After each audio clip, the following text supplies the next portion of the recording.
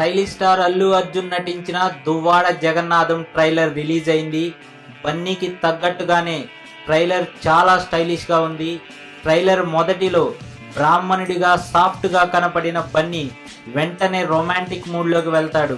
ఆ వెంటనే stylish angle, అలాగే వెంటనే యాక్షన్ ఎపిసోడ్, ఇలా అన్ని వేరియేషన్స్ లో బన్నీ ఇరగదీశాడు. ట్రైలర్ చాలా చక్కగా కట్ చేశారు. పబ్బుల్లో వాయించే డీజే కాదురా, పగిలిపోయేలా వాయించే డీజేని అని బన్నీ చెప్పే డైలాగ్స్ కి థియేటర్స్ లో అయితే బాక్సులు పగలడం ఖాయం అనే చెప్పాలి. మనం చేసే మంచి కనపడాలి కానీ మనం కనపడక్కర్లేదు అనే స్మూత్ డైలాగ్ అదిరిపోయింది.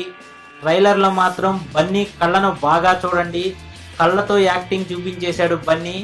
బన్నీ యాక్షన్ గురించి కొత్తగా చెప్పుకోవాల్సింది ఏమీ లేదు.